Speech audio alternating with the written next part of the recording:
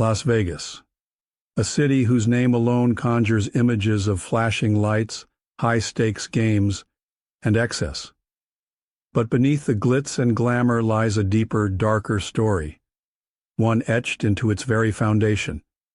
In the shadows of every casino and behind every jackpot, there's a history filled with ambition, deception, and organized crime.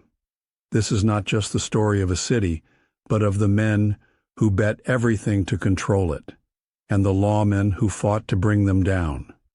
Welcome to the true story of Las Vegas, built by visionaries, ruled by mobsters, and transformed by time. Chapter 1. Origins of Las Vegas. Before the neon and the noise, Las Vegas was little more than a dusty pit stop in the Nevada desert. Founded in 1905 as a railroad town, it served travelers moving between Salt Lake City and Los Angeles. But everything changed in the 1930s, when thousands of workers flooded the area to build the monumental Hoover Dam. They brought with them paychecks and a thirst for entertainment. Saloons, gambling dens, and show halls sprang up to meet the demand. And then in 1931, Nevada made a gamble of its own, legalizing gambling during the depths of the Great Depression. That single legislative act laid the cornerstone for what would become the world's most notorious adult playground. Chapter 2. The mob moves in. It wasn't long before the underworld took notice. The desert's isolation and lax oversight made it the perfect hiding place for something bigger. Enter Benjamin Bugsy Siegel, a dashing, ruthless mobster with a dream. Backed by crime kingpin Meyer Lansky and East Coast Mafia money, Bugsy envisioned a luxury resort like no other. His project, the Flamingo Hotel, was a gamble of epic proportions, sleek design, top-tier entertainment, and sheer opulence. Delays and cost overruns made investors nervous, and in 1947, Bugsy was murdered in his Hollywood home. But his dream lived on.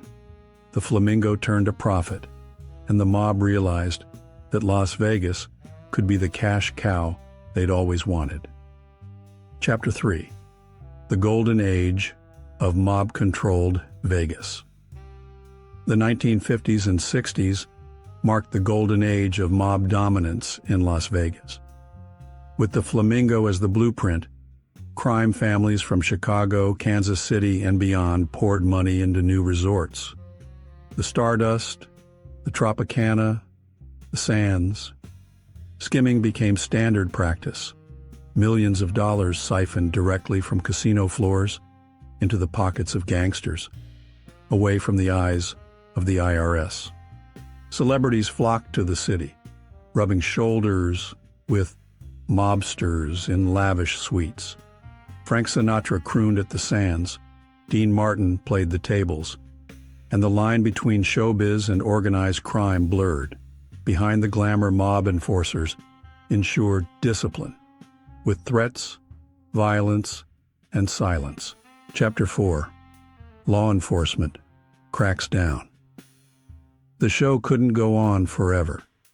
In the 1950s, the federal government turned its attention to organized crime, and Las Vegas was front and center. The Kefauver hearings brought mob activity into American living rooms, shocking a nation. The FBI intensified its focus, placing wiretaps, planting bugs, and following money trails. Agents began to build elaborate cases, targeting not just individuals, but entire crime syndicates. In Las Vegas, figures like Tony Spilotro used fear to keep control, but their brutality also attracted more scrutiny. The battle lines were drawn, mobsters on one side, federal agents on the other.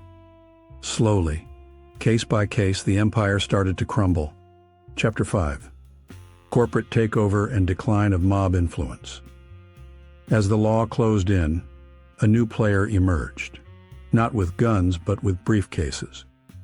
Billionaire Howard Hughes began buying up casino properties, starting with the Desert Inn in 1966. His presence signaled a dramatic shift. Wall Street investors followed, bringing in corporate money, structure, and accountability. Regulatory bodies like the Nevada Gaming Commission tightened their grip, making it nearly impossible for mobsters to operate in the shadows. Skimming operations were exposed and key figures were indicted. The mob, once kings of the Strip, were being pushed out by a new wave of legitimate capitalism. The city was changing, and so was its soul. Chapter 6: Legacy and Cultural Impact. Even after the mob was driven out, its legacy lingered like cigarette smoke in an old casino lounge. Films like Casino and The Godfather immortalized their exploits, blending fact and fiction into a seductive mythology. Las Vegas embraced its past, too, opening the Mob Museum, preserving landmarks, and telling the story to millions of curious visitors. The line between history and entertainment blurred once more, as the city commodified the very crime that once threatened to ruin it. And in every whispered story, every hushed tale, the ghost of Bugsy Siegel and his peers still haunts the city that crime built and capitalism claimed. Las Vegas was never just about gambling. It was about risk, calculated, dangerous, and often deadly.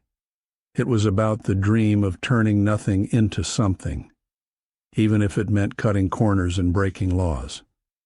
The mob may be gone, but they left behind more than bodies and bank accounts. They left behind a blueprint for power, ambition, and reinvention.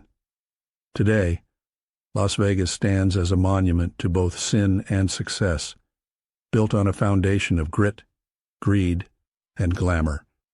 And while the shadows have receded, they've never truly disappeared. History in the Shadows. Like, share, and subscribe for more untold stories.